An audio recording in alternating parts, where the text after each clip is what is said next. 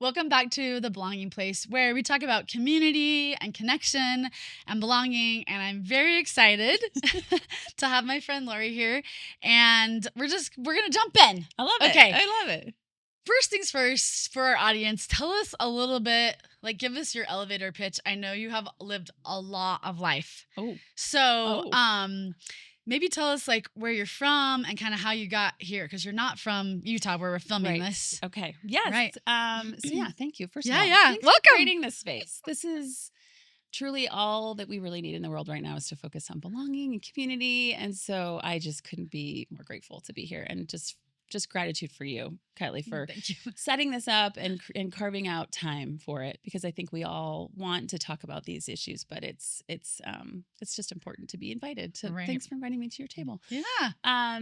So my name is Lori, as you know, and I came here. I'm from Chicago. Okay. I'm a Midwestern girl, so I'm from Michigan and Chicago area. Came here to work the Olympics. So I worked the Salt Lake. So the Olympics drew me to Utah.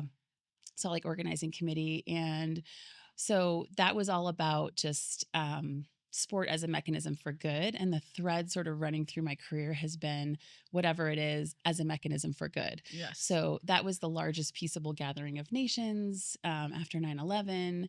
And I came right after 9/11 and came to work on those games. Actually, not right after. 9/11 happened while we were working on the games. And so it became a really huge moment for the world to come together. But yeah, so I'm a nonprofit girly like you. We love it. We love good. We love nonprofit. We're cause-driven girls. We are cause-driven girls. But I'm like a nonprofit girly in a corporate world now. In the last two positions I've had, which has been great. So using tech as a mechanism for good. But my whole career has been just serving things that break my heart. So in this case, my whole career, for about, 13 years was for fundraising for cancer research. And that was a cause that broke my heart and continues to break my heart. And then now my path has led me to help serve youth and kids navigate technology and help parents, which is obviously something that's dear to you. And so that's why we've connected for sure. Yeah. Tell me a little, let me peel back, because we have a tendency to talk about our jobs. Yes. But you have also life behind that. So in that journey, I think you got married. Yeah. You had some kids. Yep. I do have two teenage kids. So I have a 16-year-old and a freshman in college who I just dropped off in Canada a couple weeks ago, which that's a whole other subject, but so happy for him. And also just, it's been a process of a different version of mothering. And so I've learned a ton from my kids. I met someone, we met during the Olympics, and we are no longer married, but we co-parent really well together. But that's a journey in and of itself. And so that's part of my story, I guess. And I was a journalism major. So story is important to me, and writing and journaling. Dig into this. Yeah. Because I don't know if you know this, but my undergrad degree is in creative writing. Of course it is. And linguistics and editing. So I took a little pivot to do therapy, but that's my passion. So it all comes back I to did some word. I did some research on you. And it's really easy when you research a writer, because they write about their life. Yeah, that's true. That's true. I need to write more. You do. No. I was gonna say, so I read every article you had on Medium. Oh my gosh. And I wondered if you have moved somewhere. Are you at Substack? No, Are you somewhere? About Substack. Okay. Should we go to Substack? Is that what we're doing now? Yeah, I'm there. Okay. I'm like a late adopter, you know, and I feel like a grandma over there, but come over. Okay. Or keep writing on Medium. Yeah. It doesn't matter to me. Yeah. You are a brilliant writer. Oh, you're so and I was like, there needs to be more. So and so I didn't know if you jumped somewhere. I wish I did. I just need to say to you, okay, thanks. Lori, I love that. Write. Okay. Yeah. Thanks. Write about you, because every time you write about you is before we jump into that, the writing and our shared love of words. Yeah. I'm going to go and I'm going to ask you the same question with a little caveat. Mm-hmm. If I were to say, tell me about you, and you can't talk about anything that you've done or you have. Yeah. That's a really good question. I love that you do that because it is so easy to just be like, here is what I've done. We love to be producers. I know. We're like, this is what I've done that gives me a mark. And I want to say, be like, is it enough to just be? It is, but I think we don't do it well in our society. We don't present well as like, just I'm enough. I'm enough. Okay, thank you. But who are you? So I am a person who feels deeply. I'm a collector of people, just like my mom was. Some people collect shells or rocks, or I also collect teacups, but I collect people. So I really feel like along my life, I've just had some incredible people that I've become friends with, or that have mentored me, or that I've learned from or want to learn from. So I'm a collector of people, and I really feel like I try to connect with them and talk about things that are important to us and just hold space for them. And I'm a mom. And so I learn a ton from 2 teenage kids and all of the moms around me and parents around me that are trying to navigate parenthood. So they are my biggest teachers. And I really am someone that tries to create a cozy space. And so I think, especially with teens, and you know this better than anyone, but and people in general, but we just need to feel held and we need to feel safe. And so I try to do that in my home. So it's like I had like a blessing of my home when I moved into my new place, and I brought in different women from different parts of my life, different faiths, and we just blessed the home to say like, this is a place where people are going to be heard, they're going to be nurtured, they're going to be cared for, they can not be judged. And so I guess that's like a theme of my life, is just creating like a cozy space that people can just be. Yeah. And you live in a cozy space. I think, are you in Park City? I'm in Park City. Yeah, just a little condo. For people who don't, I mean, I don't know how people don't know about Park City with all the different things, but it is a little bit of a heaven. It's a little bit of heaven. I'm a Midwestern girl. I love buried Michigan. in snow. Yes, exactly. I know there's that book, The Gift of the Sea, and I'm like, we should do The Gift of the Snow because there's so. But you went from snow to snow. So snow. Yeah. But like in Chicago, it's like not as purposeful. It's sort of like something to be managed. And here we're like, let's enjoy it. And like a powder day. I'm a skier. Okay, so that's no. Okay, no, but you like the snow. I love it. I love the seasons. I wish I was a skier. I feel like it's one of those things you had to. Well, I have a lot of thoughts about skiing, but you had to kind of do younger because when you get older, no one really wants to pay for a ticket to like help you, even though they say they do when it comes down to it. I feel you. And it's also kind of expensive. It's kind of expensive. And I grew up in a family of 8. I'm the oldest of 8 kids. Yes. So it like I kind of missed the boat on that. Yes. I tried to go with my dad. My birthday is January 1st, and we went on my 19th birthday. That's so and beautiful. I spent so much time falling, and I spent so much time laughing, and I had the best day. And I didn't ski that much because Right. I was like on the bunny slope learning with the kids at like age 19. Or even like cross country. But yes, let's do another option just to get outside. You're an outdoor girly. I was going to say, really would you describe yourself as like I try. nature? I'm definitely not like hardcore, Well, but I think it's relative. I read some of the things you do, and I would say some people would definitely say you're an outdoor girl. I have a group of women who we ski together. We go outside together. We walk and hike. Right? And and I feel like nature really delivers. Nature has the answers like 100% of the time. And so I find myself, especially in moments like in times like these, like we're just all sort of reaching for what is true, and nature really helps inform that. And so I had a recent thing, obviously just dropping off my son. Right before that, I had like anticipatory anxiety of like, oh my God, he's really leaving. And he's going all the way up to Canada. So it was a lot. And I had a friend who was like, come on this hike, come to this pin, Venmo this woman. I was like, okay, I had no idea what I was getting into. And it turned out it was a therapy session. And it was the most impactful thing in the mountains. Oh, it was just like a hike, but it was so healing because everyone had this intention. And I think that's what you do so well is like you set an intention for these conversations and you invite people in. And with this particular hike, it was like, what do you need to let go of or what needs to die?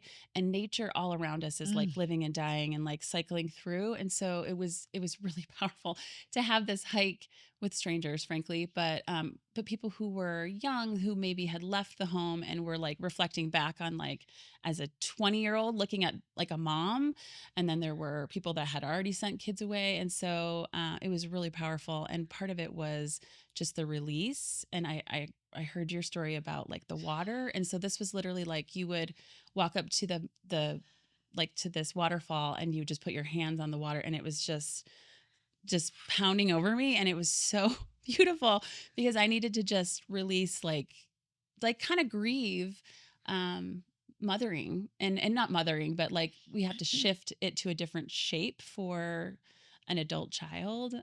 So it's intense, but nature always, oh my gosh. helps Okay. me. So I'm not sure when this is going to Yeah. come out, but I think we'd be remiss if we didn't say like Yeah. upon the filming of this, we have just had right here in Utah. So I guess I just want to say like I think violence and kids and shooting and stabbings and the things that are happening in our world, at no point, nowhere do I feel like that's okay. Yeah. And I think most people would feel this way. And when it's in your backyard, it hits differently, literally. So as we're filming, we're just like a couple days out of a politician being shot at University of Utah, UVU, we call it here. And if I were like, as a therapist, I have been grappling with like, what can I put out and give people who have seen this violent like thing with their eyes, or unfortunately it's all over the social media. So people, because we're not supposed to experience trauma after trauma after trauma after trauma, like having compound trauma. One of the things that I would say kind of coming around to this is, man, especially if you're here in Utah and it hits you hard, get outside. Yes. Get outside, take your shoes and socks off, do some grounding, actual grounding. Put your feet in the dirt or the mud or a river. We don't have snow quite yet. And we have, within 20 minutes, you have access to some of the most, wherever you are here, to the most beautiful, like the antidote. Yeah. Literally. I mean, there's breathe, do some breathing. There's a few things that I would say to people. We're going to talk a little more about this, Larry, but please just get off the social media. Like just get off of it, because there's not a lot of, even people that are saying good things, it's just like repetitive. People are sort of on a repetitive like pattern. And that is also not good for our brains, for people who have an inclination for OCD that have repetitive thinking. It's like this permission giving to just like cyclically think about something. Is not to say, and I guess what I want to say and kind of close this part out is, it's not to say that you can still care. You can still have opinions. I think we live in this world that like people have decided that in order to be a part of the story or to care, I have to participate. I have to post. I have to write. And I just do not believe that. I believe that it's fine to be silent. I think it's okay to be quiet. I think that doesn't take away your opinions or your thoughts or the way you're processing things. I think later I write, but I don't write always in the moment. I write later. I'm thinking about like how that situation changed me. Or I think so part of my invitation, I think we're going to talk about this in general on this podcast, but is like step back from media, especially if you've kind of created an echo chamber where you only have people that believe what you believe. Take a break. I think it's okay to have opinions, like I said, and be a part of the dialogue, but I also think it's okay to just turn it off for a little bit. I'm so glad you mentioned it. And it's kind of, it's just, I think coming into here, I was like, how are we going to not talk about this? And I don't want to necessarily talk about it, but I think with any time you're with people, you just have to be like, hey, what is the thing? What are you coming to this with? And so like, what might be distracting you or weighing on your heart? And so I'm glad that you mentioned it. So I'm very rattled. I for sure am rattled. I feel, I think one of the things that I've been most concerned about, and I heard about it at work. I work at Gabb, Gabb, Safe Tech for Kids. And so I was at work, and Lance, one of our co-founders, saw it first, and he came to I think I came into the hall. I saw his expression. We love you, Lance. We love Lance. And I came into the hallway, and he was just white, and he told me what happened just briefly. And he said, and don't click on the link. And I said, thank you so much. Obviously I was reeling, I had to process it, but right out of the gate, it was like, don't click on the link. And I love that, like that's kind of metaphorically what Gabb's trying to do. Like protect hearts, and minds and eyes. Right. And so like for the first devices, the phone and the watch, those, you wouldn't be able to click on those links. And I know that kids were often sharing it on the bus, or they might even put it right in the kid's face on their phone. by the time I talked to my daughter, she had already heard about it. They don't have phones in school in Park City School District, but they do have computers.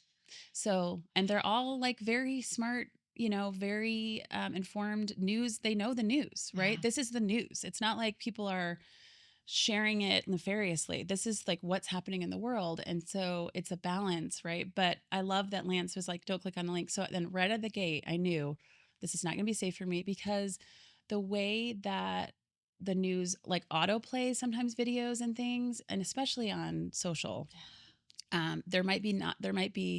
we couldn't keep up, right? Like the platforms are not keeping up with blocking, and kids were seeing things. Totally. And so that was my biggest concern right out of the gate, was how do we protect our employees, our friends, everyone here from just, offhandedly seeing it. And how do we also cultivate a life where we're outside of the screen? Because I'm not anti-technology at all, but just that the answers aren't in the screen typically, right? And so our whole organization is built to increase the time that people are spending outside of their devices. Like their devices should be in service to their goals. And so right then, I was just so grateful. I felt like Lance in a way was doing what Gabb really stands for, which is like, this happened. I'm so sorry. I'm reeling from it. Be aware. But like don't click on it. Look at this. Yeah. I mean, obviously know about it, but you don't have to see. There was no warnings or anything on some of these videos. I think there are now, like you said, there's now like, maybe a pop-up that says, but there wasn't initially early. Because the nature of it is just, it's an evolving news situation. So people are sharing in real time, and that's what we can't keep up with. I don't always talk about people's jobs on here. Yeah. But we're going to talk, I mean, you just talked about Gabb. I welcomely want to talk about Gabb. You kind of introduced, so let's dig in a little bit. I have been an early adopter to Gabb. In fact, before you were at Gabb, I was like invested in Gabb. Yes. You were doing other good things. Before you were doing Fight for Fight, right? Fight for the Fight. Fight for the Fight at Qualtrics, right? Yes. Okay. Which awesome. Was cancer, right? And and then you came over to Gabb. I think that we met at Gabb days after you had been started. Which that is was so a great start. Which is so fun for me. That I am a little tiny piece of your story. Yes, when you got there. I came in and you were like in the throes of inform. You were in the throes of like new job. Yes. And your job has shifted since then. So I want to ask you a little bit. So I believe you're the vice president for Community Impact. Community Impact. Good. I love it. For good. You're the vice president for good, Lori. Everyone who works in a role in a company, an organization, they could just add like for good at the end of their name, because you can do community impact or social impact in whatever role that you're in, and people do it all the time. But I get to do it as my job, which is amazing. Break it down for those of us who don't know, because this is a very jargon word. Yeah. What's social impact? So it's essentially the way that a corporation can impact like social issues so that they could improve lives and also just serve people where they are. And so in our case, we have a device that's designed in a way everyone who works at Gabb works at a nonprofit, in the sense that they are, it operates as a business, obviously, but it's the spirit of it is it's very mission driven, is what I would say, which is what our backgrounds totally is, obviously every company has a mission. This is why I have a love affair. I have a crush. On we do. Silicon Slopes. Yes. I really always say, like, could I please mission. work in tech without a tech background? And maybe I'll figure out how to do it. But I like really am obsessed with, but I would say particularly tech for good. So I'm not obsessed with just tech. Right. I have a love-hate relationship with tech, but I'm really like have a love affair with Gabb because it's the world. It intervenes these two worlds. Like Gabb sees themselves. It was interesting when I came in the first time and met with a bunch of friends that I have and Nate and you and then I went to a conference in DC that was basically about AI against and you met. Sexual exploitation. And that's where I met Lance. Yes. And like, so I've met multiple people, and then I had a chance recently to come and talk about kind of what I do. But the reason why I was such an early adopter and spoke very loudly, like posted to people, is because Gabb saw themselves as like protection.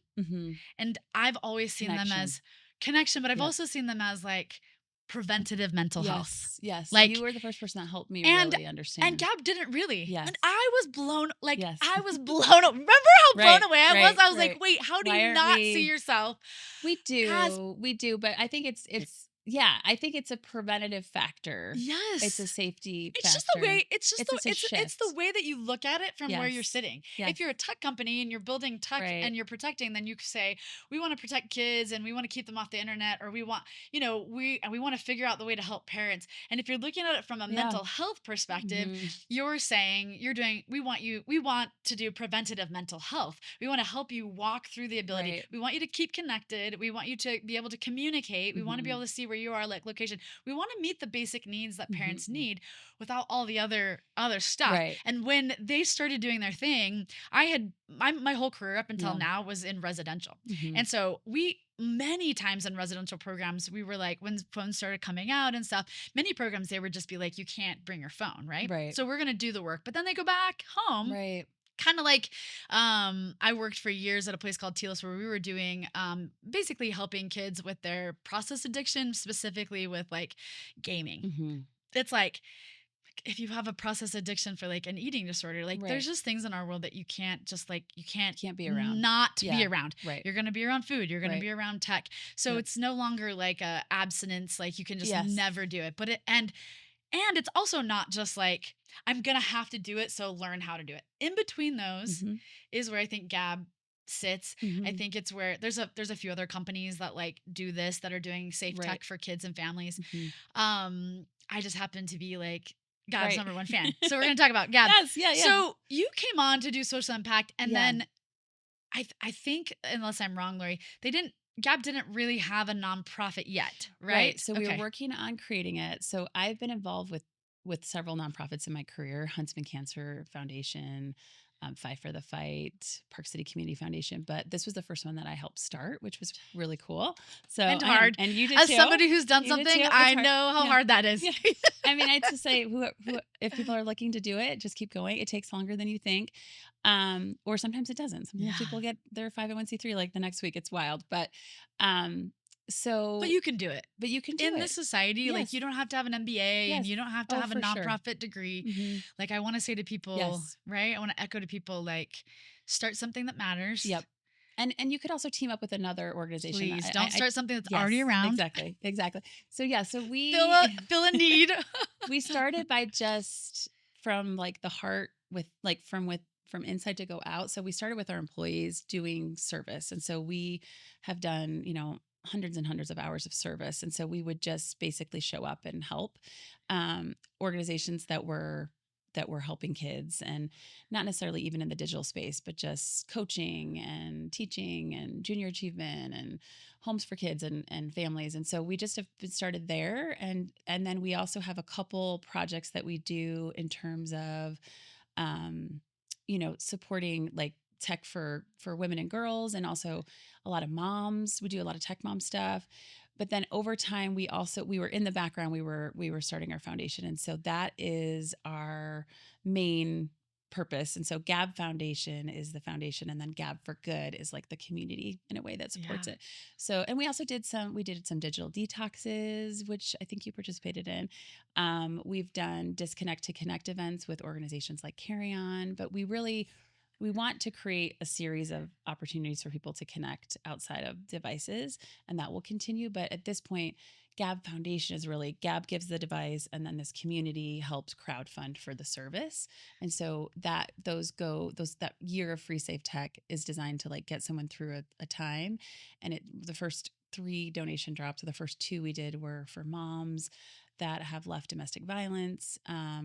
We did one this month for kids with cancer and other health issues that they're like hospitalized often, and they maybe are immunocompromised and they can't be, phone is important. Even you might give a child one younger or a watch younger because they need to talk to their friends and family. And then this next one, which is the one we're working on together, is for youth that have experienced sexual exploitation. So so that's kind of what the So foundation this trip is about. happening in December, right? Yes. Okay. Tell me a little bit about, so obviously the organization, well, not obviously, the organization that I work for, the Gabb Foundation, I am the clinical director of Juniper, which works with kids between the ages of 12 to 18 who have experienced sexual abuse and sexual exploitation. And we are a part of your December drop. Yes. And so what does that like mean? Yes. So, and I have some good news because we just had essentially like a bake sale, our Mahalo market with our employees. And so we had one gift from a business leader. We had a matching gift from our leadership team, and then our employees. We raised $2,500. Sorry, so we have 50 devices for groups like yours for a year, and it was so fun because it was just very homegrown. But so this donation drop is designed, and maybe you can tell me a little bit more, when someone is going through healing from what they've experienced. A traditional smartphone, adult smartphone, might not be in service to their goals, and so we want to provide a year of a device designed for kids and youth. And so maybe you can talk about how you've almost used it. It's like most things in sexual exploitation, it is complicated. Yeah. So one of the complications is that many times the sexual exploitation is happening via connecting somebody with a smartphone, meaning this is how predators are finding them, or this is how they sometimes teens don't even see themselves as like victims of this thing. They're like participating in it, right? But you can imagine parents as they unravel this or find this, and as they're coming to Juniper, as they're coming to the Children's Justice Center and doing a forensic interview, and as they're sort of it's so hard with trauma because you experience the initial sexual abuse or sexual exploitation, and then you end up having to go and tell somebody about that, and then you end up going to therapy and most likely eventually talking about it again. So in Utah and other places, they have devised like, how do we help them not have to tell it 100 times? Yeah. So they come to the Children's Justice Center, and then we get a referral from them, from the Children's Justice Center, so that we don't have to get them, like to tell us why they're there. We already know why they're there. So we just get to work on whatever. Because in therapy, even if someone comes because they've been sexually exploited or abused, it doesn't mean that's the thing they need to work on. Like everybody has what we call presenting problems in therapy. But when you come into therapy, a lot of times those presenting problems aren't the area you need to work on. They're sort of what we call branches or like leaves, right? We got to get to the root of the issue. So when a kid and their parents arrive to Juniper, the phone for many reasons is complicated. Just being a teen in general, it's complicated, and the amount of time they're on it or gaming. And then you add the sexual exploitation, and you add the dynamic between parents and kids. Maybe they want to be connecting with the perpetrator. Maybe they don't. Parents don't, you can imagine, don't want that. But but they're scared to death about not being connected to each other, or to some degree not knowing where they are. And so how do we give them what they need? I'm always saying as a therapist, how do we solve the problem of what you need with the least amount of screen or tech? Because and that's true lived for everyone. We lived in a world where we didn't have it, and certainly did fine. We had watches that told time, and we had alarm clocks that, and we had music that played from a record. We had separate devices that didn't follow us everywhere, that stayed in our houses, or watches that like were, and we got by. We used to have GPS that was maps, and then we had like Guardian that's stuck on there, and now we have them on our phones. We kind of live in a world where people and it's interesting, as a therapist that has worked with teens my whole career, it used to be that kids didn't really know how to do other than phone. I would say, well, how do we problem solve the things that you want? Because they're like, well, I want to listen to music. Okay, how do we problem solve that without a phone? Or like in residential treatment. Oh, well, this is how I tell time. Well, how do we problem solve? And it used to be that kids were struggling with that, but their parents knew because they had lived with that. So they would say, I'm having an hey, So they would say, hey, like we can get you a watch. We can get you an alarm clock. And they would be able to help in the family system. It's now where the parents can't even problem solve. If I say in a family system, well, how do we help you guys get your need met without a phone? It's almost like their brains glitch. They're like, I don't know how do we do time without a phone? How do we do music without a phone? Oh How do my I do gosh. meditation Yes. without a phone? How do I do GPS? And there's a part of me that says, we have to help people use their brains to say, we can disassemble these things, these needs from a phone. Is it more complicated sometimes? Gosh. Is it harder sometimes? Yeah. So kind of come back to your answer. Yeah. What we need so badly, and which is why I'm so grateful that we're part of Gabb, is we need our, beautiful, intelligent, traumatized clients to not have this. Right. Not on top of everything else. Thing. We need them to be, we don't charge, and we need to give them devices where they don't pay yes. for a little while, right? So you guys, Gabb paying for the devices, you crowdfunding internally and externally. Thank you, donors. Oh my gosh. Yes, thank you. To like pay for the lines. The service, yeah. The service makes it so that while they're kind of in that first year, and we're about a year program. So while they're with us at Juniper, we can still help them be connected. We can still help them, be located. We can still help them have music. I mean, Gabb's come a long way awesome. With all the things that they have, whilst not having access to the internet and not having, and as a therapist of teens, especially teens in trauma, I want to invite their brains to think hard about how, like, can you set an alarm without a phone? Yes. Yes. But if you've never been in a phone, a home where like you buy an external alarm clock, then is that really in your vocabulary? No. So part of me, I sit down with my clients and I do what's called an emotional needs tool, where we talk about these 4 areas like excitement, creativity, relaxation, and I say, how do you meet these needs without tech? I mean, you're saying it and I'm like, wow, we really do check. We all use the device. Yeah. So we do this tool. And so I think being able to say, I need you to come up with these, sitting as a therapist with, I just did this the other day with a client that's like 13.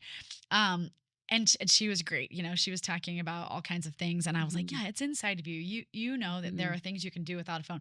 But also she was saying to me that she's on her phone like all day, every day. And most of her connection is on a phone. So the challenge of that emotional needs tool was evident to me about like, we just don't even have enough dialogue with people about how do we meet our needs. Right.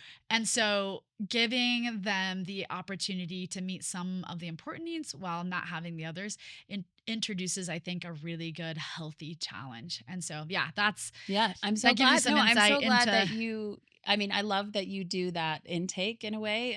I hope almost all of us could just take a second to do that and see and audit ourselves. When I did my sort of, I did a couple digital detoxes, like, and it talk definitely, to me about I was like, how do I drive anywhere? How do I, it was fascinating to read you on your day 1, day 5, day. It's like, but I guess what I took, circle back to Gabb, we do have a phone that is just a phone, and it has like a couple little things, calculator, music is huge actually. Which is, we're so excited for all the artists that they can have on there and have the music, not their whole catalog, but some of it, a lot of it, millions of songs. But as far as, I think we all struggle with how to have these devices be used in service to our goals.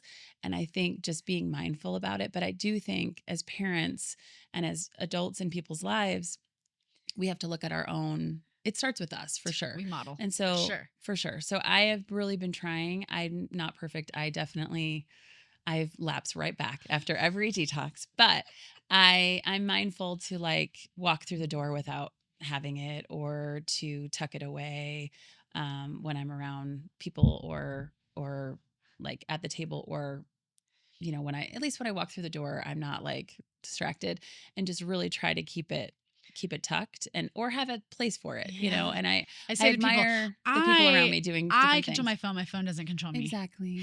There's a quote, there's 2 quotes that I'm going to read back to you from your writing about your phone fast. And I want you to share some thoughts about it.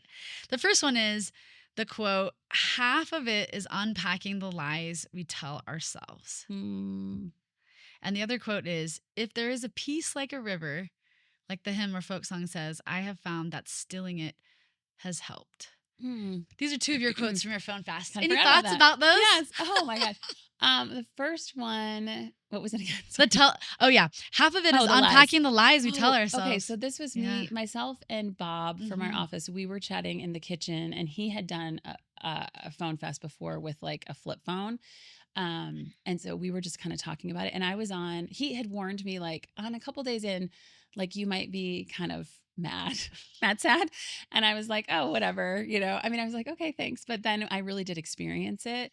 And I came to him and I was like, you warned me, but like, this is not fun. Like No. I am so struggling and I feel like slow and I feel like behind and I feel like I can't. Disconnected. Yeah, I feel like, and he's like, oh yeah, that's part of like unpacking the lies we tell ourselves. Because I was like, well, I need it for meditation and I need it because I use Insight Timer like every day. And I need to be connected. What if my friends think I'm not like paying attention to them and so that's a lie because they know that I love them and they knew that I warned them. We're never meant to be on all the time. Right. And like, it's a lie that I couldn't find another way to do meditation. It's a lie that I needed it to wake up. I told all these lies to myself. And so, that was part of the journey of like unpacking, like, oh, we just kind of get so used to this crutch and like, what are we actually doing here? Like, just that's part of being alive, right? Is that we have to just pause and say, why do I do this? Why do I do that this way? And the more I use it, the more reliant I think that I become, but I'm not. But I don't need to be a slave to that. Right. And again, does it make it easier? Does it make it convenient? Yes. I think the inventory of like, is this helping? Is this hurting? Is the way I'm doing this helping or hurting? Mm-hmm. Can I untangle some of the things I use my phone to be more present? Yes. Or what I call negotiable space. Yes. If you're always in the phone, you have no negotiable space. Nobody can show up and have conversations. Right. Bids of connection are lost.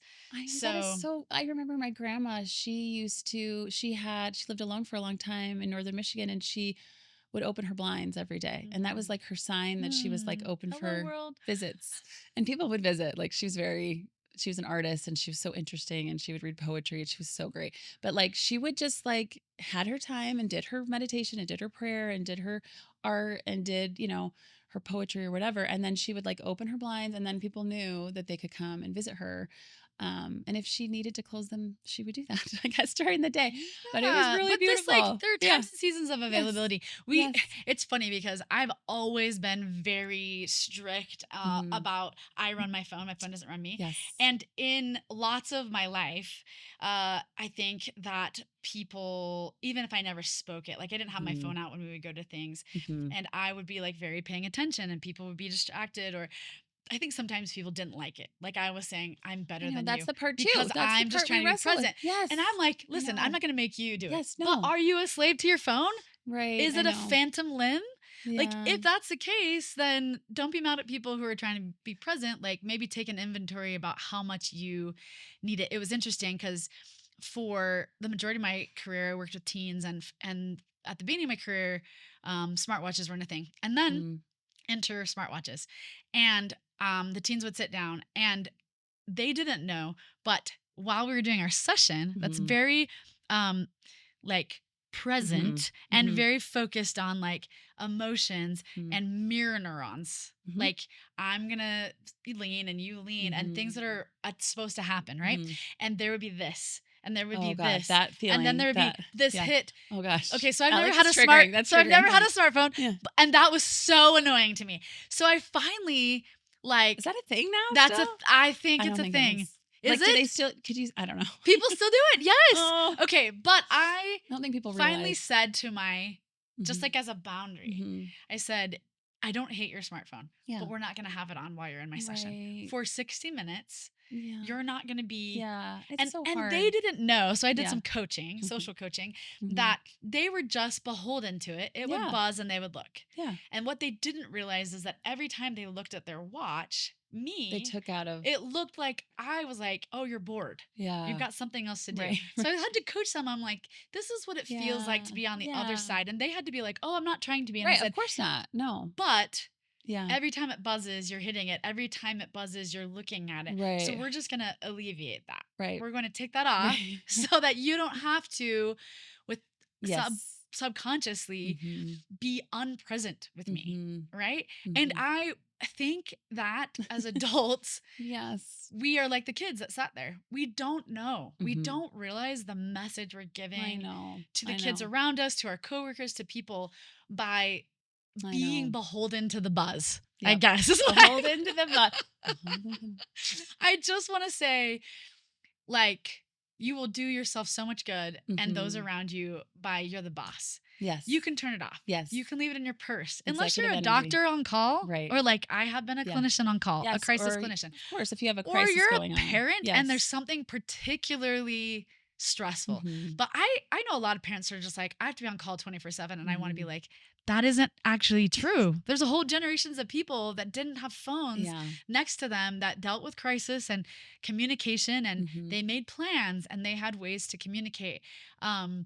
I think you can meet your need and not be like a slave to the phone. I hope so. What do you think? I hope so. Do you agree? I agree. I think that we do you think it's possible? I think it's possible. I do think like super non-judgmental. Like I think that we all need to just help each other along. I have mine right here. Yeah, we all need to help each other along. And I think that's the spirit that I hope people aren't taking it in the attention that we're giving it, but that we're all I mean, it's designed, right, to draw us in.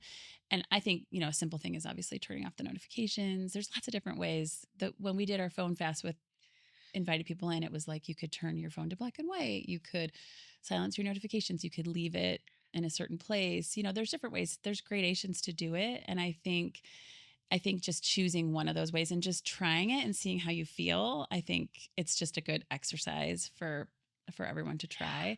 So it doesn't have to be like quit your phone for a month. No. I also want to say there's like good. I am doing some life coaching as well. And I just coached a kid on the health app on the smartphone because we're trying to work on their sleep hygiene, their sleep schedule and like get it a lot healthier. Kind of like sleep training a baby, right? Yes. I'm trying to coach this kid saying like, you're going to bed at 2 a.m. and then you're sleeping until noon. Right. We want to go to bed at like 10 or 11 and wake up at like 7 or 8. And they're like into it, but it's hard, right? And so I was like, hey, there's this app. But the data and you can put your sleep schedule and it'll actually either you can set it as alarm. I don't have it as alarm on mine because I don't like the alarm, but I have like a banner that comes up that says, go to bed. It's time to shut down. Yeah. Which is an hour before my bedtime. Yes. And so whether I'm watching TV or doing something, and I then have to decide, am I going to listen or I'm not going to listen? Well, because that's you saying it to yourself. It's not your phone. Yeah. Which activates me for choice, right? Rather than I'm just like I'm beholden to the scroll or whatever. So yeah, I guess I want to say, I like believe in the importance and the good of tech. Me too. 100%. I totally think there's goodness. Like you talked about the insight timer. Love that. I think we have some lies though, to go back to that quote. I know for years kids would say like, I have to have my phone to go to sleep. I have to listen. And I would say, hey, the science says that dopamine in your brain, like stuff coming into your brain. So the music coming into like is actually not helpful. This has become kind of a crutch. Like you have decided that you need music or you have put this into your sleep hygiene. Right. So you need it so that it's part of your, what happens, like if you take that out of your phone, like you can help your body have a shutdown that doesn't have any blue light. Yes. You can figure out how to, at night at least, meditate without a phone potentially. Now, you can also set up the phone in another room. Set it up in another room. I've been like trying to hack that because it's a big deal. I know some people have like their specific meditation. It's only on this one thing and you could put it in another room and have a speaker. But yeah, there's the wake up right in the morning if you have ADHD, particularly the dopamine that comes from that's not healthy dopamine. So like being able to and some of this is people and their boundaries with work. If you if your work hours start at 9, but you're looking at your phone and answering things at 7, what is that about? And then this is not judgment, but it's like, ask yourself the question, do I need to be on my phone? Or if I don't need to be on my phone, how do I fill 7 to 9, still get my needs met, still set aside time in my 9 to 5 to do answers to emails. And, part of me says there's an EF hack that I say that 30 minutes to success, it's called, where at the beginning of every day, you've carved out your space, time to actually answer phone calls, respond to Mm-hmm. emails. Oh my gosh, and you're so much more efficient. And you coach people around you about that, right? Mm-hmm. Like, I don't answer phone calls and things outside of my hours, but man, I'm going to get to you first thing. I love that. Every morning. I love that. Yeah. And they come to expect it. And they come to expect it. Or they sent it anyway. And then you just are holding, it doesn't mean I don't care. It means I care more about healthy boundaries, right? I love that. I think that we are the ones who are in charge, and we also need to be able to sit with ourselves and to go back to what we were talking about before. It's like, this is just the knowing comes from inside. The answers are not in the screen. Like, I promise you, it's not in the screen. There could be things that that you can react to or that help inform it, but the answers are really here.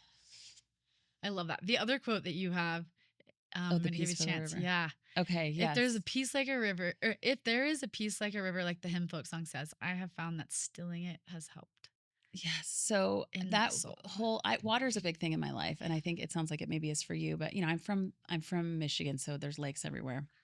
I grew up going up to a cottage in northern Michigan, which is like at the anchor of my family, and it's a beautiful place that is free from a lot of technology, honestly, but it's just about like slamming doors and water and sitting and reading and hammocks and sand and all of that, canoeing. And so, so I think a lot of what I think about is about water. And so I think there's one thing that's just, when I was on my phone fast, I don't know, I thought about it when I was a kid. I would, like try to dam up like little trickles of water that would come to Lake Michigan. They would come from the spring, and we would that was a game. We would like dam it up, and we would, put little rocks, and that was what we would do. And then we would like let it go and then see the water go to the lake. And so that was the metaphor I was thinking about. Like, I can control a little bit of like, okay, I'm going to let some of this stuff in, or I'm going to do it from these hours. And then, but I'm in control of it. And then I can kind of I can let it flow when it needs to. And same with social media. Like, you can like wade in the water and wade back out. Like, you don't have to be on it all the time. You don't have to be in the river, because the information it's going to keep flowing.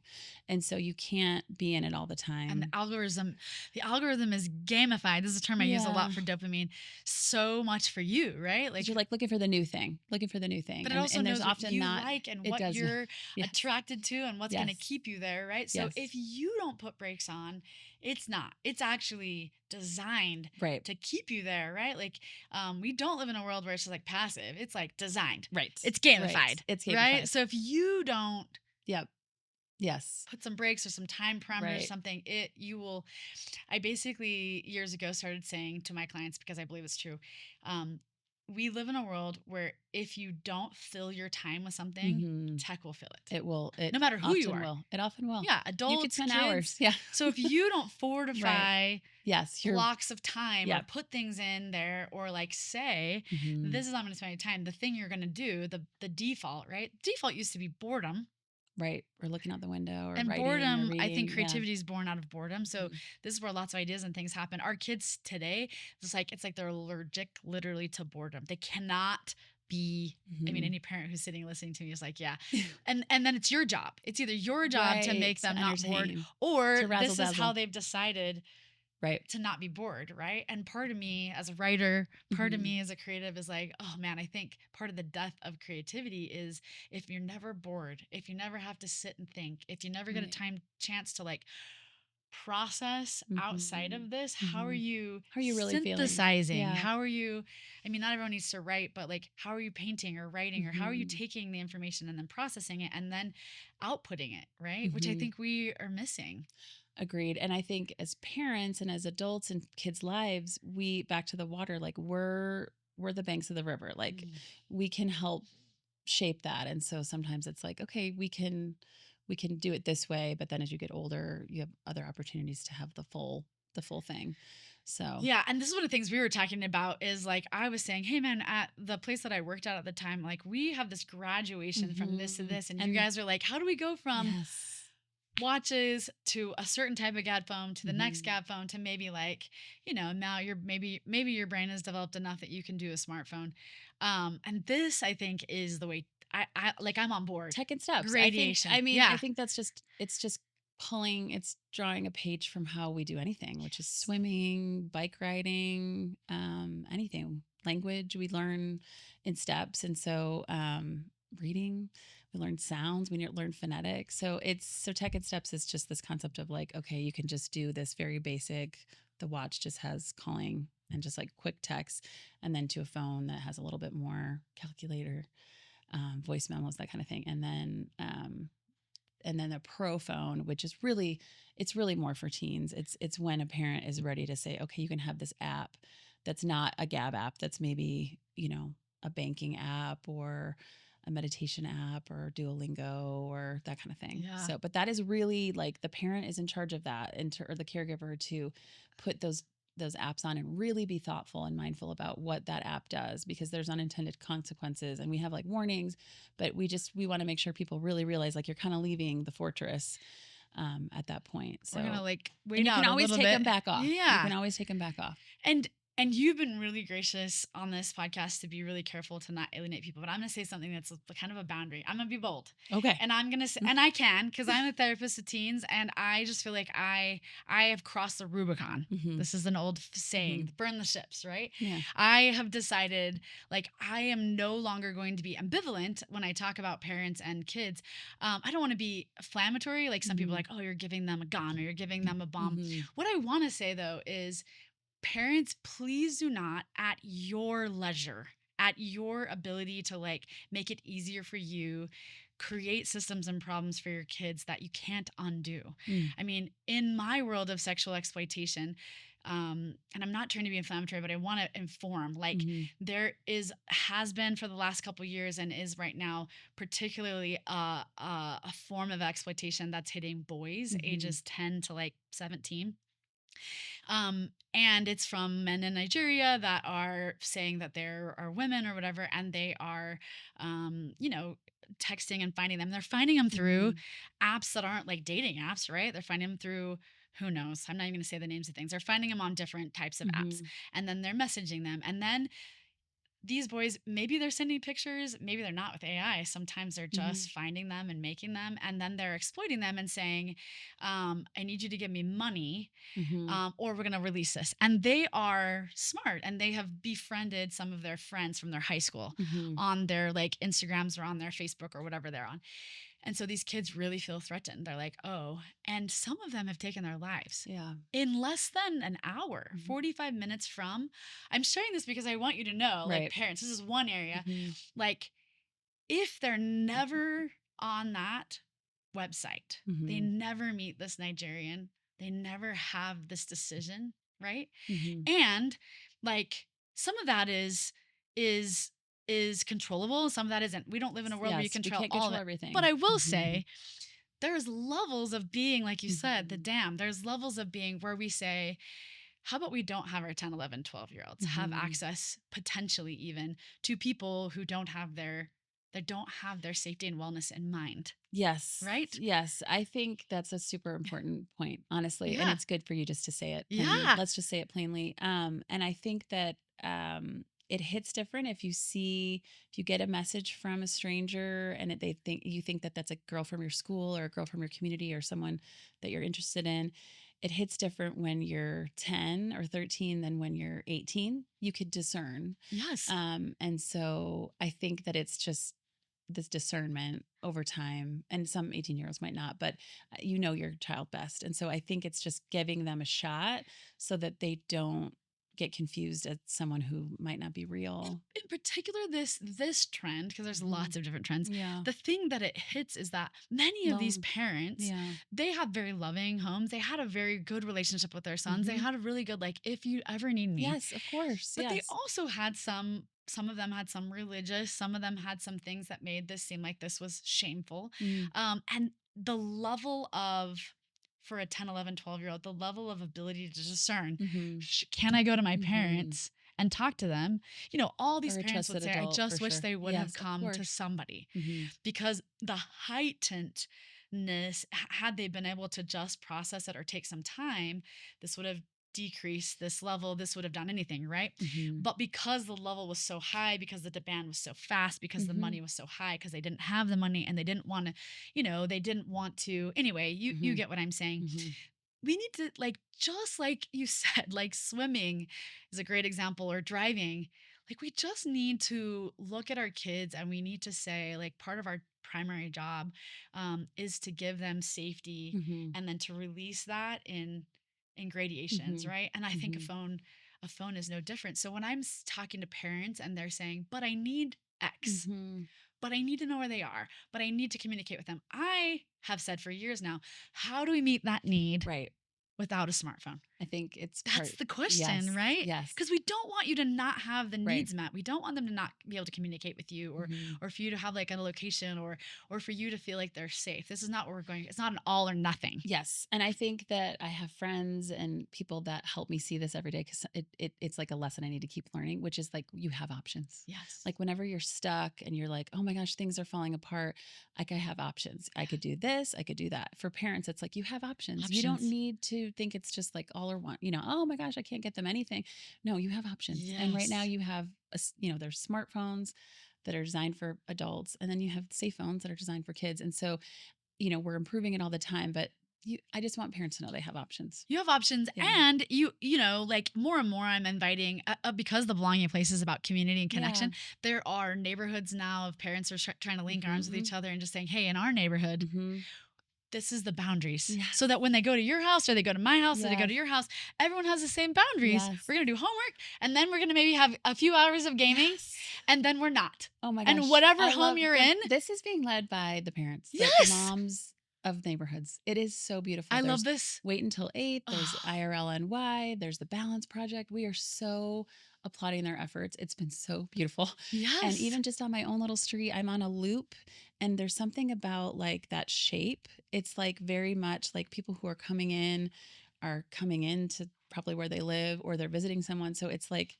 there's this metaphor of this loop. And so kids are like barreling down, like biking, and we have a lot of like, kids at play signs and things, and parents are like, oh my God, I'm so sorry. My kid's just flying through, and I'm like, no, like, that's amazing. Like, I just see them running around in packs. Yes. It's so awesome. I also live in this cute little neighborhood. Movement. Yeah. Where the moms are sitting in their lawn chairs and their kids.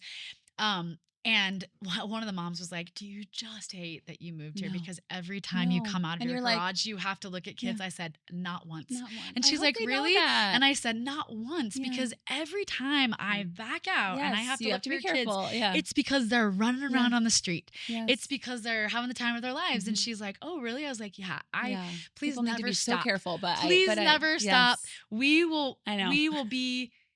I have a video camera, but I will also, you will be protective and I will be protective. And we learn. I just never back out and not look, and the culture.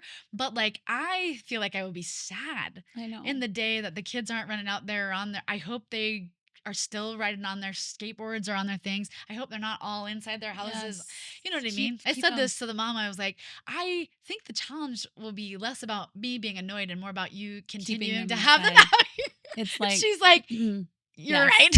I mean, I just love, there's a whole movement of like, obviously Jonathan Haidt's book, but like the fourth norm being independent play. And it's so fun to see. We had Jack Dowdell come through our office the other day, and he is a little boy that had gone to 7-Eleven for the first time and to get his own Slurpee. Did you see that? I saw that. And it's like, oh my gosh, this is so exciting. Yeah. So we need to celebrate kids and create space for them, and just and we need to empower parents that you have the solutions and you are the people. You're the model. You're the citizens, right? You can link arms with other parents and you can decide how your community looks. You don't need somebody else outside big telling you. You can just make decisions. That's how this is happening. Yeah. It's really, and that's how any of us have learned anything, is by our community, back to like the belonging place. But it's like things work and some things don't, right? It's interesting because I want to shift a little bit. Sure. You love words. I do love words. I can tell you love words, and you love writing. We share this. Yeah. Who knew? We had some who knew? Singing, books, so writing. I love it. So you, on one of your, on Medium, where I read a bunch of stuff, you have this word. Apricity. You knew what I was going to say. It's my favorite word. So tell me what, because I have a Japanese word that's similar to this. It's one of my favorite words. Okay. So I'm going to share it. But what is word? apricity? What does it mean? Okay, I'll start with mine. Yeah, You do yours. Yes, yes. Apricity. Oh, it's so beautiful. It's the warmth of the sun in the winter. And so, when you're outside and it's cold out, but then you're like in the sun and it is almost like you're at the beach and you're just like, oh my gosh, this is the most beautiful moment. And so apricity is just that sense of like, it could be cold and there is warmth and you can hold two things at the same time. And it's just something I seek. And whenever I'm with my friend, we'll be out running or skiing or whatever, and we just say apricity because it's like it's like such a nerdy word. I love but it. It's so beautiful, and I think I seek it, and I think it's also a metaphor for just like obviously just seeking the sun and warmth. And my best friend had this line that has reverberated in my soul through my life, and it was basically after night comes day. Which akin, right? Akin to this word. When I saw you. So this is a new word to me. Which I love new words. Yeah. That makes me so happy. And I was like, I'm excited. Maybe you'll have heard this word, but because it's Japanese, maybe you won't. Let me hear. The word is komorebi. Oh, wait. Okay. Komorebi. Komorebi. Have you heard this? I think it just like nudged my consciousness recently. Okay. But tell me. You tell me. It means the light that shines between the trees. Oh, between the trees? No, that's a different one. That's the gold between the crotch. Okay. So this, I don't know this word. So komorebi is the idea of when you see the trees I know and the exactly light is shimmering through it. Yes. So the interesting thing is every time, and since I came across this word, I sort of think that I thought of it and think of it like you think of apricity. Not because it's warmth, but in the shadows of the trees is where the light comes through, right? I'm a tree lover. I grew up in Oregon, Portland. Okay. I also love when in Oregon when it would rain and it was cold, but the sun was out. This is my favorite. It was like, the rain that wasn't like gloomy, right? So anyway, these are I love that words. Komorebi. Words like that. hold so much power and meaning. And anyway, I love that word. Thank you for that word. That's like a gift. Yes, that is a gift because I think that's a noticing, and that's what I've read early on, like when I was pregnant or something. Like parenting is just noticing, like and so I think that's so beautiful to say. Like that word helps you just notice that moment. Like that moment is happening all the time. And this is why I love the Japanese word, because they take my other favorite Japanese word, which you kind of mentioned that you had heard me talk about, but is kigatsuku, which is to ignite your spirit to awareness. The closest word in English we have is like to take initiative, which isn't. It's not the same. But I do love in other cultures how they sort of combined a theme. They've picked an idea and then they've named it. Rather than being like, having to string all the words together to say that thing. Yes. Oh, I love that. I wanted to share another quote that I know is special to you, speaking of special words. And this is the quote. The will to do springs from the knowledge that we can do. My mom would say that. It's not her quote. It's not her quote, but we should. But you got it from your mom. I did. This is the importance of Yes. So and it's funny because when you mentioned the whole your word and the light, and it made me think of when I was caring for her, and it was she passed a couple of years back from cancer, and since I'd worked in cancer so long, it was just this weird convergence. But we were out in the hospital, like at Huntsman Cancer Institute. They have a healing garden. And so we were out there, and it was the day of the eclipse, not the one that just happened, but the one before it. Yeah. And so we were in like 91% totality here in Utah. And so we went out, and it was also like a moment where I was working at Qualtrics, so Fight for the Fight. So we were like doing a video shoot in the lab, and I was caring for my mom. It was an eclipse of my life, of just like my life at Huntsman, my life at Qualtrics, my life. And then I was also caring for my mom, and my dad and I were there together. And we were just out in nature. And again, nature, to circle back, was teaching us, like, it was 91% dark, but there was still like 9% light. And so we were out there, and just that, because, when you were probably, do you remember the eclipse? Totally. And it's just like so eerie. I was outside too. And the trees and Yes, the reflection that they were making, it was wild. So, like, tell me that's not supposed to tell us things. So that it was so dark, but there was still so much light. But that quote is her. She would always say that, or she would not even really say it, but that was just how she was. So when I came on to Qualtrics, so our goal was $50 million for cancer research.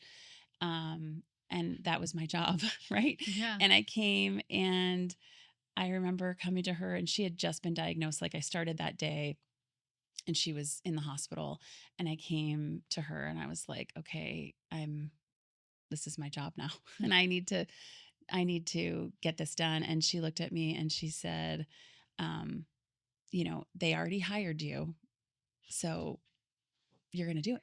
It's done. Yeah. And I was like, oh, you're going to make it happen. So that, I think that is what we do for other people, right? Is we're like, you're going to have a podcast. Like, you knew, like, someone was like, oh, didn't someone say to you? Yeah. Like, you should do a podcast. Yeah. And they're like, you're going to do a podcast. And you did it. Yeah. And so I think that we need to breathe life remember into people. to do that, to say, like, oh, you can take this, you can do this job. Like, you can be a CEO, you can be a CMO, you can be a leader in your company even sooner than you realize. And so that was what she did. The things that I think our society says, like, part of why I want to do this podcast is, and rarely do it unless it's really its own gathering place, which I feel like Gabb is.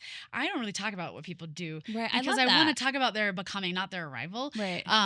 Because I think it's unrelatable to most people when people talk about when they're the executive director, or when they're the this, or right. Their KPIs.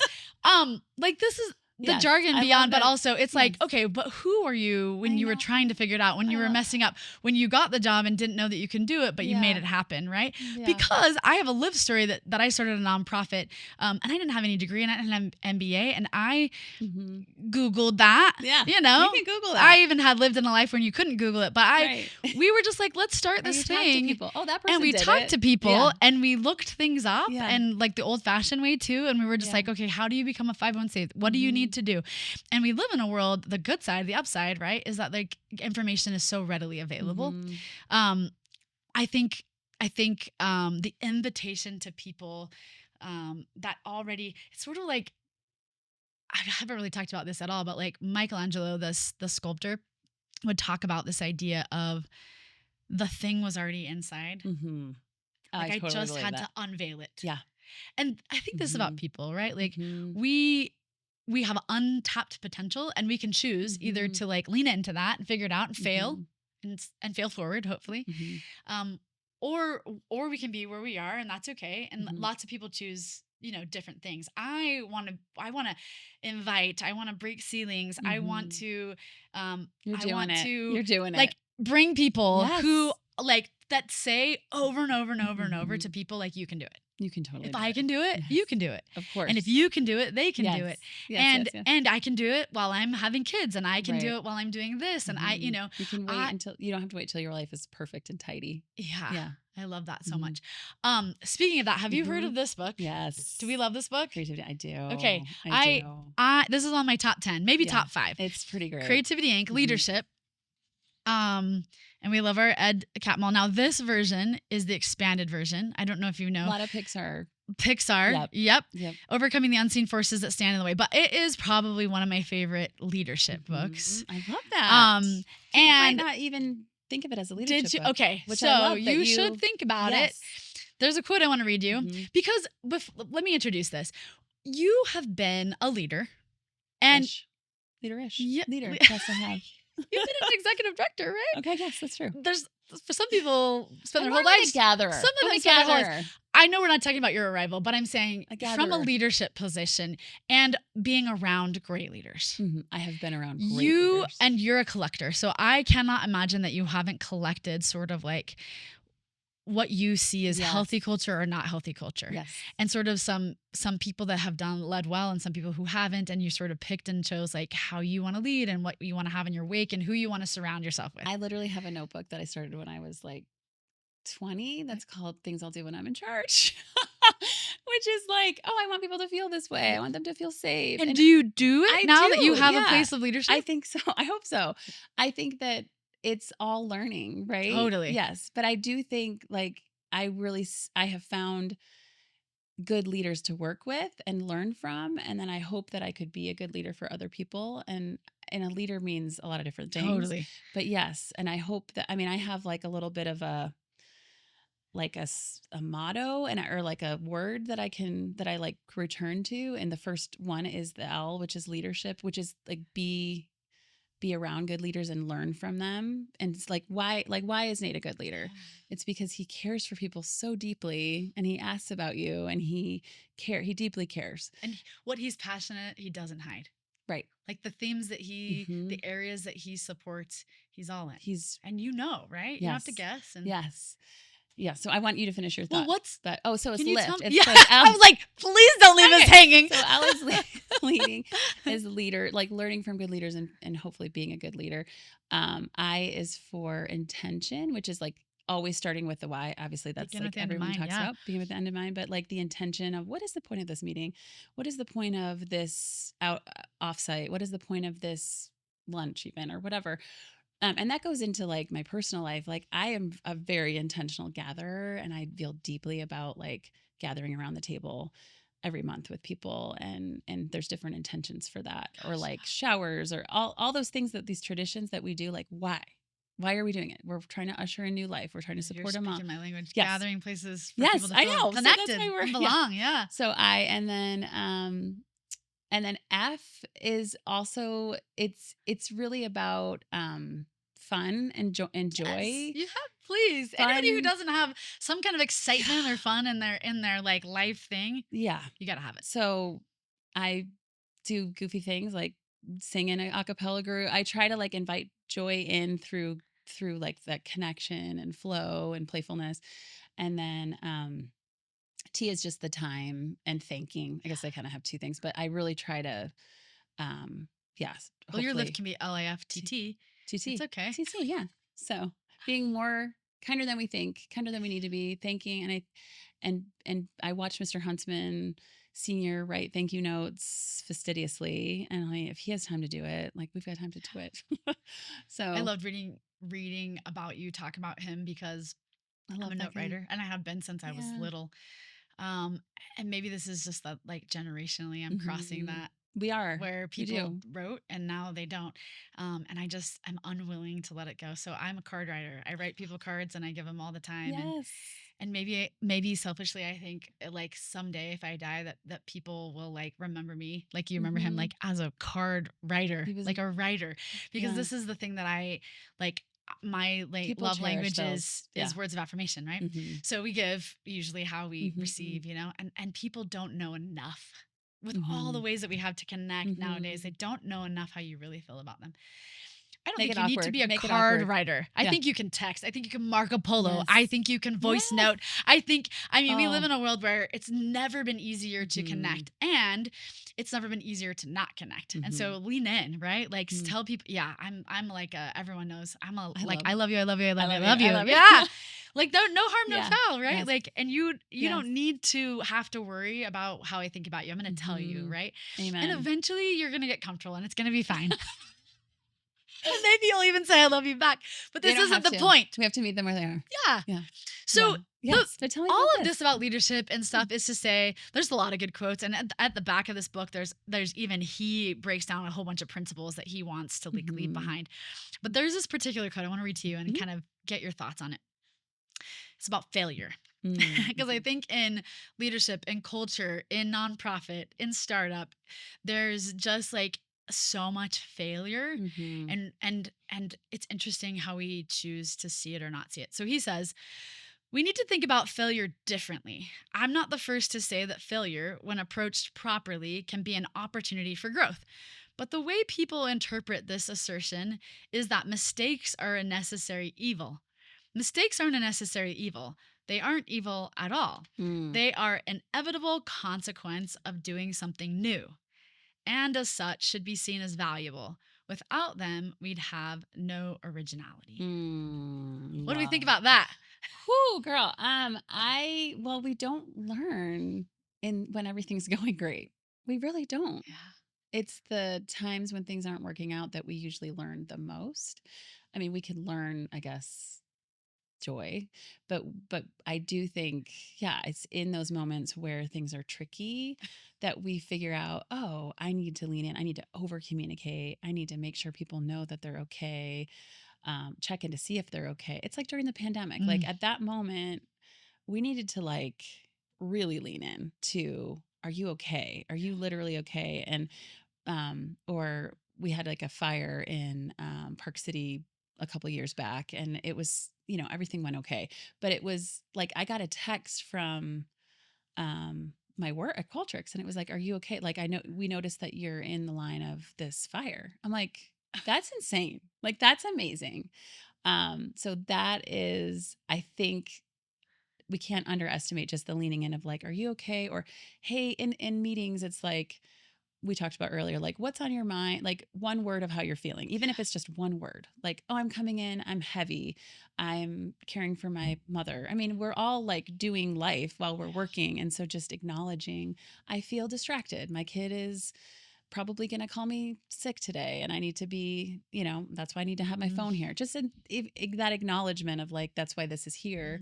I think that we just need to lead in to, it's in times of where there's mistakes or there's turmoil. Yeah, I think there's been these opportunities in society as a whole. I think we're on the crux of another one of these, but like where we have to, where there's like some epic fail, right? I'm reading a book by Kristen Hanna called Four Winds. I love her. She's a historic writer.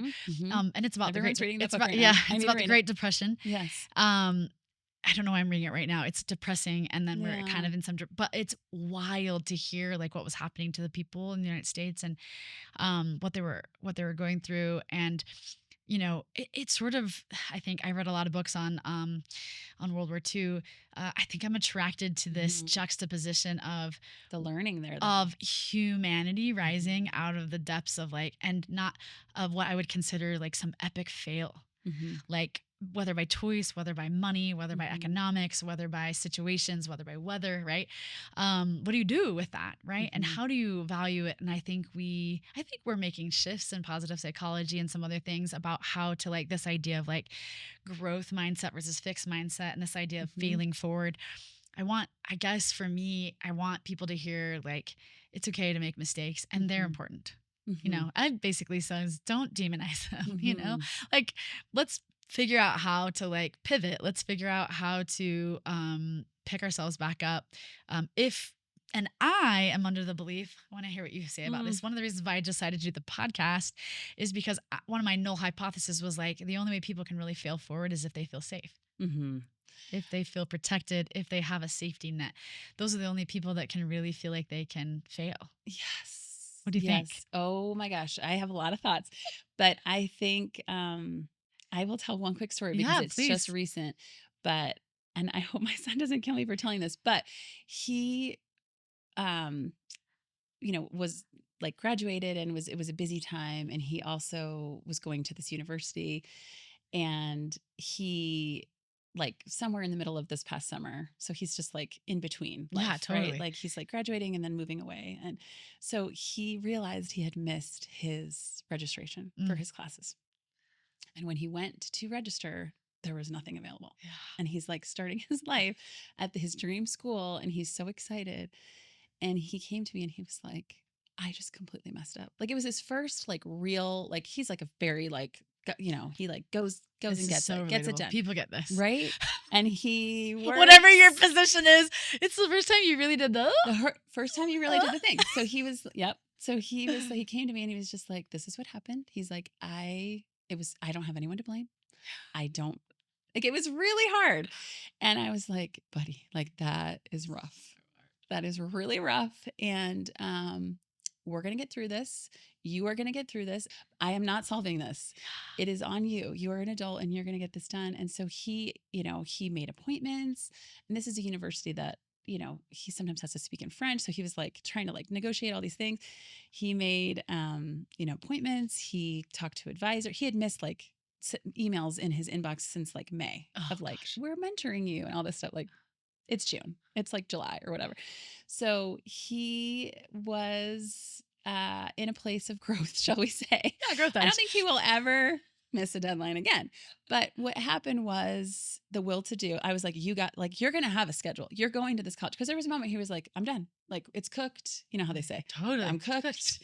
I'm cooked. I don't know. What do they say? I'm cooked. It's over. I have to like pull out. And I'm like, oh, no, you're going to school. No. You are going to have a schedule. It might be weird, but you're going to get it. And so he like bit by bit, like got on wait lists and you know, you do it. Do you remember wait lists? Totally. Like things open up and people drop classes. And so he just bit by bit. It took like 2 days full of like full on like battle war to actually even get like a semblance of a schedule that even like remotely resembled something. And so my daughter, this is like classic my family. My daughter's like, we are going to have Kit Kats for every class that you book. You're going to split a Kit Kat, right?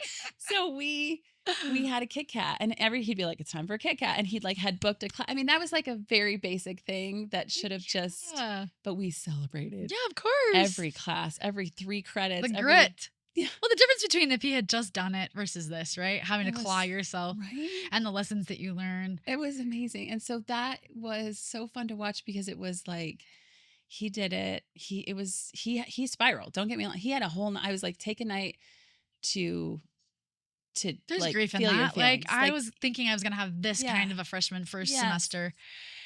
And now I'm cobbling together or maybe not even at all. Yeah. There's a lot of emotions, but right? I think that I learned from like observing different people who are like, take this, like even just in this time, like UVU is closed right now. Like we need to take this time to grieve. And something happened. 9/11, Mitt Romney sent an email that said, you know, go home and tomorrow we get back to work. And it was just like, I know that's not a lot of time, but this and that. Right. Oh, yeah. And so I think, and so it's like, okay, you can spiral tonight, buddy, but like tomorrow we write at dawn. You know what I mean? Like he does. And I was just like there, but so, yeah, I think that's just one, I don't know, now I kind of forget where we started, but that was really I want to exemplify. I often do this in podcasts. I want to pull back the drone and say, hey, Lori, one of the principles that you just taught that I really want to emphasize, you said sit Shiva, which is a Jewish thing, but in essence, you know, resilience is born out of doing the work, and you can't gift your resilience to anybody, right?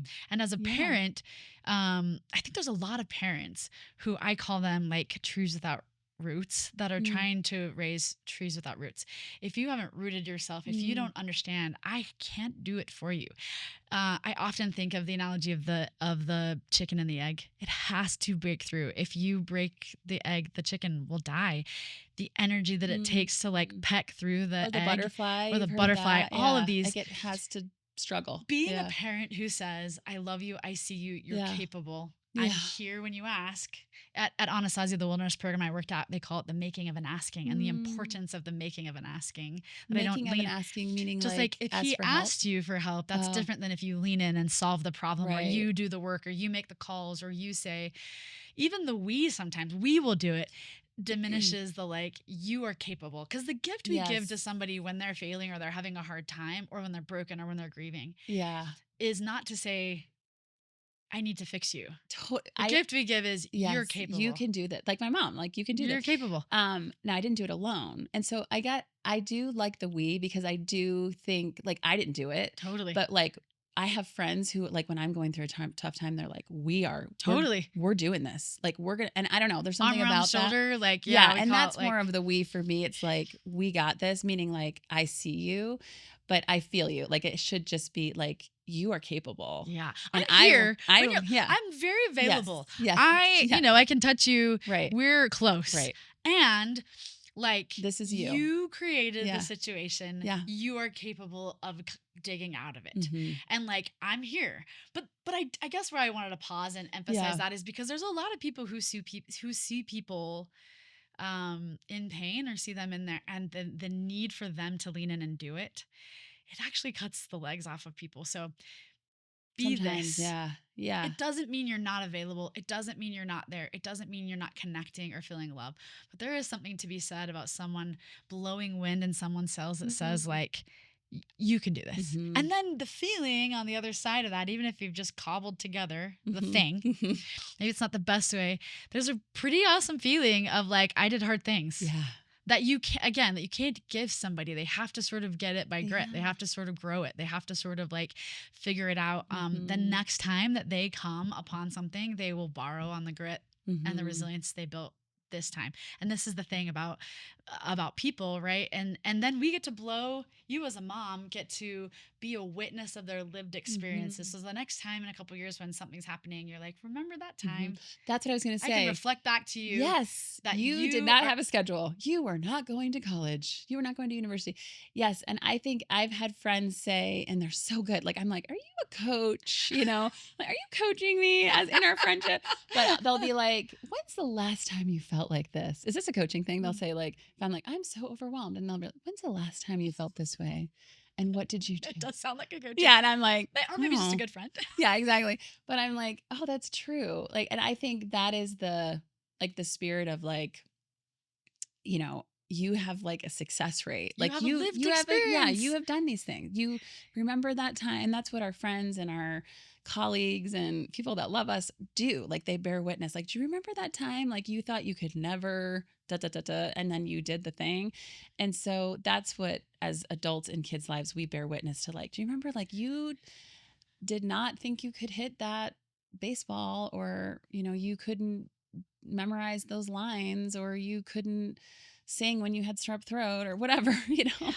I'm a big believer. I've said a couple of times on this podcast that I want to give living eulogies, what I call it.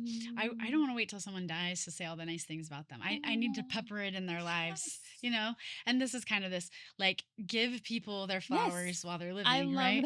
That. Like, just like, reflect. Even if they're not asking, like have an opportunity to be like, especially for kids, I think, to be able to say as a mom, like, look how far you've grown. Look at where you were and where you are, because sometimes we get lost in the shuffle of just like what's in front of us, right? And the gift we can give to people. I kind of want to come back to like our love of writing, because one of the things that I don't know if I have a right to say, but I love to say, is another way that we can keep track of our lived experiences is writing and writing. Yeah. Like the way that we can capture that. I would invite people who haven't tried it to try it, and those who have done it and maybe quit to start again. And we started at the top saying, "Hey, Lori, write." Okay, I love that. And we're coming back. I will take that. I have two questions. Yes, if you write too. I have two questions left. Okay, great. One of them, it might seem like left field, but you rowed in college, right? Were you a rower? Rowed, yeah. Okay. I rowed a boat. Rowed, yeah. Yes, with with other people. Yes, I didn't grow up in a town or a city that like rowed. Okay. Either in college, but I kind of fascinated, and then I'm do sure. Do you need to row? I don't know if I need to row, but I fell in love with the book, like many people, Boys in the Boat. Yes. And I sort of fell in love with a character that I know the writer really wanted to talk about that wasn't a person, which was the boat. Ooh. And I remember telling my parents when we were watching it the second time, I was like, man, did you love the character of the boat? My dad, somebody in my family was like, what do you mean? And I was like, oh, I guess you put in what you think and what you see. But in the movie, they do this scene where where the man is sort of mentoring one of the rowers, and they're like sanding the boat, and they're just sitting there, and they're having and we're also music people, and so I akin this to like anybody like who's had a violin that's been lovingly, or a piano that's lovingly, sort of the instrument that somebody else had to like build, that you get to be a part of. But in the nostalgia of that, and knowing that you're a rower, I kind of just wanted to ask you, like, because that sort of led you to when you first started this podcast with me, introducing yourself by coming into the Olympics, because that was the event that you helped, right? There's even a picture of you like laying out, for those who don't know the rowing, you're holding a boat holder. Yeah. It's a job. Yeah. So, Lori, this is a big question, but what are there a few lessons or a few things that are like that you really learned from rowing, being on the water, being on a team? I don't know if you're a solo rower or if you're a team rower. I was in an 8. Okay. I was in a 4 and I was in an 8. I know that could be its own podcast. Yes. Oh my gosh. What would you love to share that you learned about rowing? Oh my gosh. Yeah. Okay. I love rowing so much. There's so many things I can just like, and I haven't formulated my thoughts, but I can just pull it out. So One is to see the sunrise. I spent my entire college career meeting a group of women and men at 4:30 at this fountain in the middle Ouch, of that hurts campus. my soul. I But know. oh my gosh, yeah. And it was wild, and there were sometimes people were still out from the night before. So we would meet and we would drive to Lake Lemon, and that's where they still rode today. And so we had to see the sunrise every single day. And I'm like, that changed me because I'm like, I have access to the sunrise. I have the access to the most beautiful thing in the universe every single day. Every single day it's there. I don't always see it. Right. So I became obsessed with sunrises because that is the ultimate metaphor. That is the after night comes day right Yes. there, right? Yes. So sunrise is always accessible to you, like meditation, any other things that you do, your faith, your music. These things are accessible to you. They are not in a phone. They're accessible to you. So sunrises were huge. Two is just, the way that rowing works is you move fastest, and maybe this is in the book too. I'm trying to remember, but there's something called swing. Yeah. You are so in.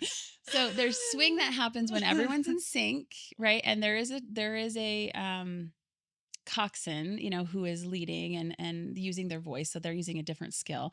And then everyone in the boat, in an 8 specifically, from the bow to the stern, everyone has a different role. So like the bow is like, just they have to be so solid, and like the middle is sort of the engine, and then the stroke sets the tone for the boat and has to be really on rhythm because it gets translated down. Where did you sit?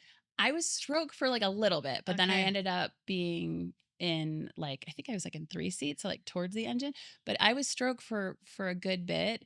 And I was a starboard stroke, which you usually are a port rigged boat. So when you're a sweep rower, you have one side that's like your whole life, and you are like overdeveloped. Like it's wild. Like I am actually physically changed from rowing, I think. Yeah. Because it's like on one side. It's mostly your quads, but you are doing the work that is on this side. Yes. So the way that so I guess to go back to number 2 would be swing. Is that it takes time to master. It's not necessarily like a magical thing, but it does feel like magic. And then the third thing would be that you move fastest when like your blade is out of the water. I feel like you really read that book so much. So you're fastest. The boat is moving in swing when your blade is out of the water. Okay. Because there's no friction, right? So you're gliding, and then you're gliding. Yeah, and it's fast sometimes, but the power, the stroke is shorter than the glide. Yeah, which is crazy. So that's like also effort and release. Like you can release things sometimes. So there's lots there. And then I would say that everyone has their own role in the boat, like that they are, that you are selected and you are placed in a way that uses your best strengths, and not everyone has the same strengths, right? Different seats on the bus. This is what usually people say. Yeah. Different seats on the boat, right? Yes. And you're important and you're needed and necessary. Yep. And the coxswain is not rowing, right? So their role is different. So they have they're using their voice, and we can all use our voice in different ways. Wow. And then I would just say, that there are different seasons. So in the fall, there are head races, and those are longer. And in the spring, they're sprints. And so there are seasons for everything. So in the fall, it is about just endurance and grit and just getting through it. And in the spring, it's just about just sheer like power. Yeah. And then, and just that just the whole thing about rowing is just the community that you're in, and the microcosm that happens like within your own little boat, and there's another boat racing you. So during racing season, you can hear the other coxswain talking smack about you. Oh. Yeah.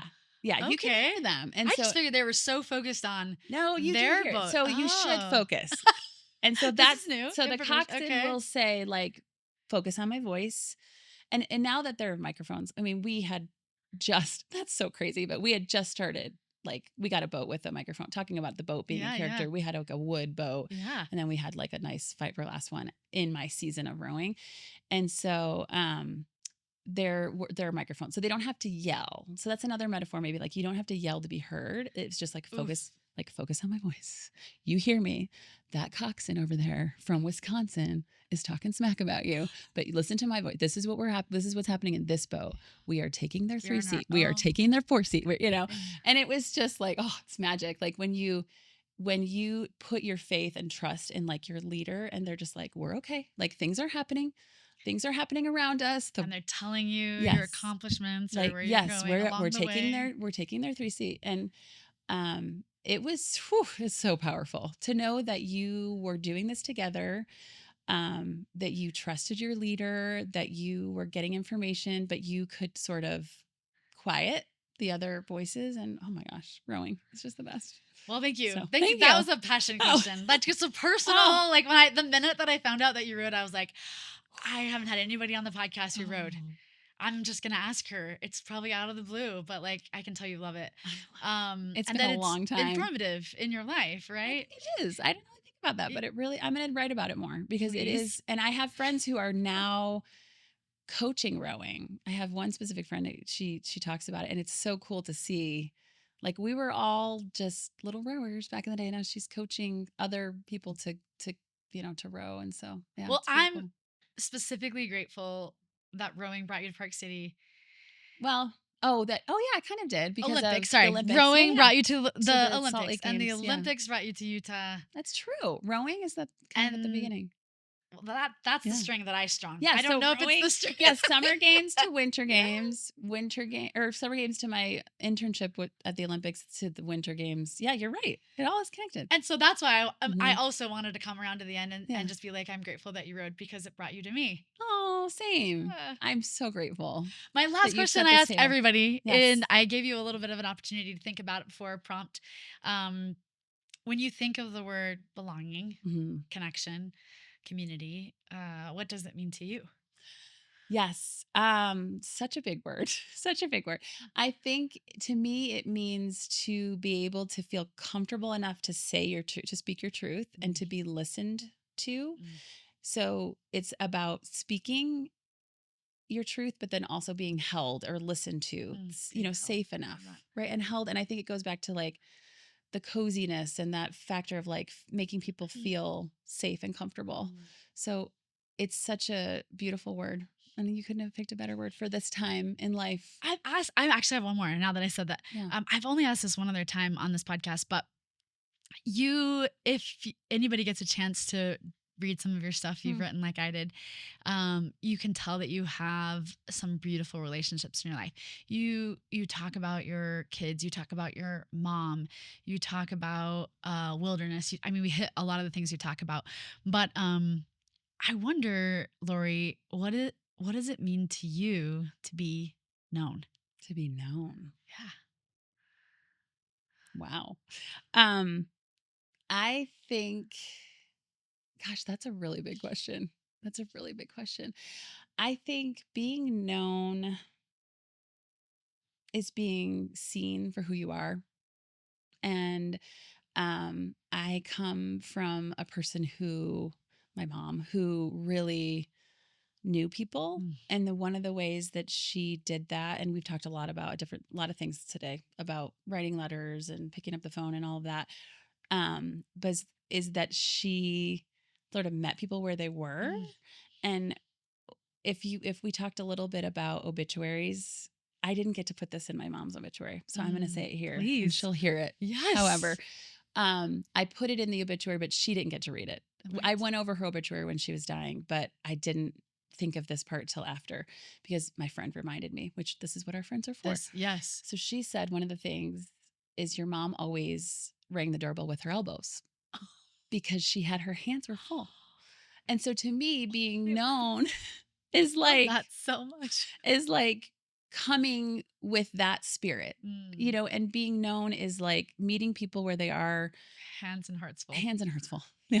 So anyway, I love this so much. Well, I know mom's going to hear it. Yeah, she's got it. And thank you so much. Thank you. And just to sort of end, where can people who are inspired maybe by the drops that Gabb Foundation and Gabb for Good is doing, Yes. where can they potentially donate? And what's Yes. the best way for us to like To help invite there. the community I to love do that. good? Okay, so Gabb, the two B's for good.org Okay. is our foundation website. And we have